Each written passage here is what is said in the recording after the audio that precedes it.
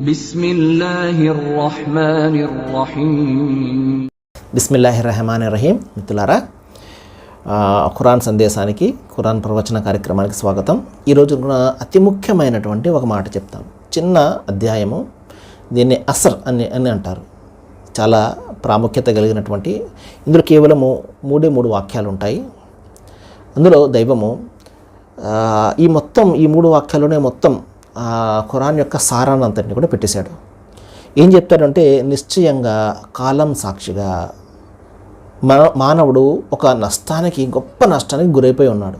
కాలం సాక్షిగా ఎందుకు పెట్టాడు దైవం అంటే, కాలం అనేది భూత భవిష్యత్ వర్తమాన కాలాలన్నిటికీ కూడా సాక్ష్యం ఇస్తుంటుంది. సాక్ష్యం అది ప్రతిదీ కూడా మన ఆకాశం కింద పనిచేస్తున్నాం, భూమిపైన పనిచేస్తున్నాము. సమయం అనేది మనం చూస్తుంది. ఎవరు కూడా కాదనలేనటువంటి సత్యం. దైవాన్ని కాదనగలడు, కానీ కాలాన్ని కాదనలేడు.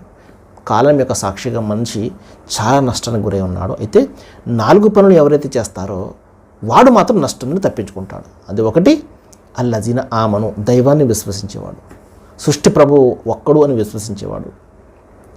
వా అమిలు సాలిహాత్, మంచి పనులు చేసేవాడు, అందరికీ సహకరించేవాడు, పుణ్యాలు సంపాదించుకునేవాడు, దైవం ప్రసాదించినటువంటి దానిలో ఇతరుల హక్కులను చెల్లించేవాడు.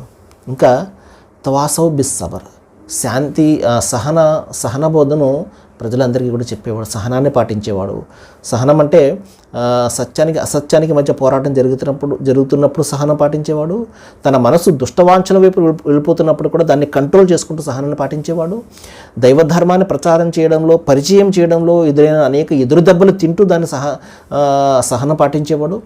ఈ విధంగా సహనం పాటిస్తూ ముందుకు వెళ్ళేవాడు.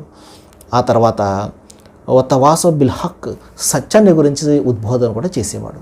ప్రజలందరికీ సత్యాన్ని తెలియజేసేవాడు. సత్యం అంటే ఇది అని చెప్పేసి, ధర్మం అంటే ఇది, ధర్మం అందరినీ కూడా కలిపి ఉంచేది, మానవులందరినీ ఏకం చేసేది, దైవం అందరినీ ఏకం చేసేవాడు, మంచిని కోరేవాడు, శాంతిని కోరేవాడు. ఈ విధంగా ధర్మం పేరుతోటి విడిపోవడము, మానవులందరూ వేరువేరుగా అయిపోవడము, ఇది కోరతాడండి దైవము. అసలు ఎక్కడైనా మనిషి ఒక్కసారి బుద్ధిని, జ్ఞానాన్ని ఉపయోగించి ఆలోచన చేయండి. దైవం అన్నవాడు అందరికీ దైవమా, లేకపోతే పలానా వర్గం వారికి దైవమా? కాదు కదా. దైవం అన్నవాడికి మానవులందరూ సమానమే కదా. మానవులందరినీ ఆయన ఒక విధంగా చూస్తారు కదా. ఈ విషయం గమనించాలి సోదర మహాశిలారా, సోదరిమణులారా.